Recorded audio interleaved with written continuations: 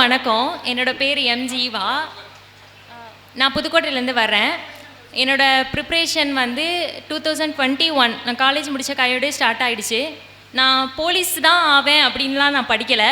எனக்கு ஏதோ ஒரு கவர்மெண்ட் வேலை வேணும் அப்படின்றதுக்காக தான் படித்தேன். டிஎன்பிஎஸ்சி குரூப் 4 குரூப் 2 இதெல்லாம் அட்டன் பண்ணேன். எனக்கு குரூப் 4ல் போன வாட்டி கிடைக்கல. நான் ரொம்ப வருத்தப்பட்டேன். அப்போ என்னோடய சிஸ்டருக்கு போலீஸ் ஒருத்தவங்க கிராஸ் பண்ணி போயிருக்காங்க. அப்போ அங்கே இருந்த சக காவலர்கள்லாம் அவங்களுக்கு சல்யூட் பண்ணி வணக்கம் வச்சாங்களாம். எனக்கு தெரியாது. இந்த பொண்ணு பார்த்துட்டு வந்து என்கிட்ட சொன்னிச்சு, எனக்கு அவங்கள மாதிரி ஆகணும்னு ஆசையாக இருக்குது அப்படின்னு. எனக்கு அப்போ எனக்கு பயம், நம்ம வயசுக்கு அதெல்லாம் தரமாட்டாங்க, எஸ்ஐனா எவ்வளோ பெரிய ஆள், நம்மளை நம்பிலாம் அதை தருவாங்களா அப்படின்னு நான் நினச்சி அப்படி தான் சொன்னேன்.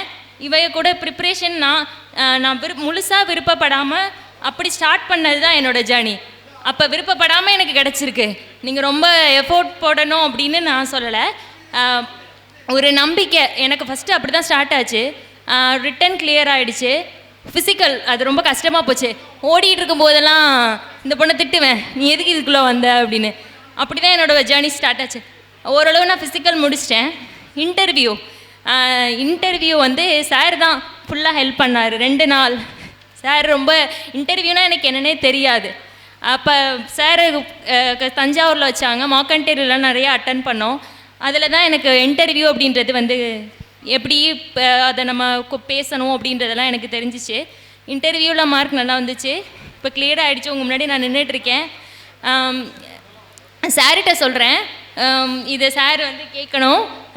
என்ன நான் வந்து ஸ்டேஜில் ஏறி பேசுகிறதுனா இதுதான் ஃபஸ்ட் டைம். எனக்கு 22 வயசாச்சு. நான் ஸ்டேஜில் ஏறி இதுதான் ஃபஸ்ட் டைம் பேசுகிறேன். என்ன மாதிரி இங்கே நிறைய பேர் இருக்காங்க. அவங்களெல்லாம் சார் கைப்பிடிச்சி கூட்டிகிட்டு வந்துடணும். அதான் சார்கிட்ட ஒரு ரெக்வஸ்ட்டாக நான் சொல்கிறேன். எல்லாருக்கும் வணக்கம். அவள் சொன்ன மாதிரி தான் நாங்கள் போய் ட்வின்ஸு. நான் தான் வந்து எழுதணும் அப்படின்னு சொல்லிட்டு ஆரம்பித்தேன். அவள் திட்டிகிட்டே இருப்பாள் ஓடையில், உன்னால தான் நான் வந்தேன், நான் இல்லைனா வந்திருக்கவே மாட்டேன். கடைசி வரை இன்டர்வியூ போகிற வரையும். இப்போ அதுக்கு தேங்க்ஸ் சொல்லலை, ஆனால் வந்த வரையும் சொல்லிகிட்டே இருந்தேன், உன்னால தான் நான் வந்தேன் அப்படின்னு. நாங்கள் 2 பேரும் ஒன்றா தான் ப்ரிப்பேர் பண்ணிகிட்டு இருப்போம். நாங்கள் 2 பேர் மட்டும் ப்ரிப்பேர் பண்ண மாட்டோம். எங்கள் அம்மா உட்காந்துக்கிட்டு நாங்கள் ஏதாவது சொல்லிகிட்டு இருந்தா காலைல வீடியோலாம் பார்த்து யூடியூப்பில் பார்த்துட்டு இந்த மாதிரிலாம் கேள்வி கேட்டாங்களாமே, நீங்கள் படிச்சிங்களா? அவங்க தான் ஃபஸ்ட்டு ஸ்டார்ட் பண்ணாங்க. ஃபஸ்ட்டு எங்கள் அம்மாவுக்கு தான் சொல்லணும். அனுப்ப மாட்டாங்க போலீஸ் வேலை அப்படின்னா. ஆனால் எங்கள் அம்மா தான் நீ போன்னு என்னையை பிடிச்சி தள்ளி விட்டாங்க.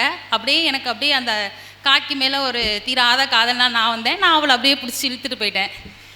நாங்கள் 2 பேருமே ஏதாவது ஒரு இடத்துல டவுன் ஆனால் அவள் தான் நம்ம போவோம், நம்ம நல்லா போயிடலாம் அப்படின்னு. அதே மாதிரி அவள் என்ன, நான் ஏதாவதுன்னா நம்ம போயிடுவோம் அப்படின்னு. ஸோ 2 பேரும் ஒரே டயத்தில் இருந்தது எங்களுக்கு சீக்கிரம் கிடச்சிச்சு. அப்புறம் நான் மெயினாக இன்னொரு ஆளுக்கு நன்றி சொல்லணும்னா அண்ணன். ஸோ 2 அண்ணன், ஒன்று எங்கள் அண்ணன்.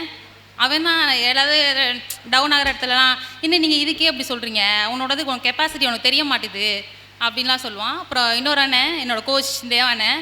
இடையிலே அவள் சொல்கிற மாதிரி தான், நம்மளாலாம் அது முடியாது, நீ தேவையில்லாமல் இதில் வந்துட்ட அப்படின்லாம் சொல்லுவாள். அப்புறம் அந்த தான் சொன்னாங்க ஒரு நாள் சாயங்காலம், உங்களோட வேல்யூ உங்களுக்கு தெரிய மாட்டேங்குது, நீங்கள் போங்க. ஸோ நான் இப்போ இங்கே நிற்கிறேன்னா நான் வந்து தேவானே. ஸோ எங்கள் அண்ணன், எங்கள் அம்மா அப்பா எல்லாருக்கும் ரொம்ப தேங்க்ஸ்.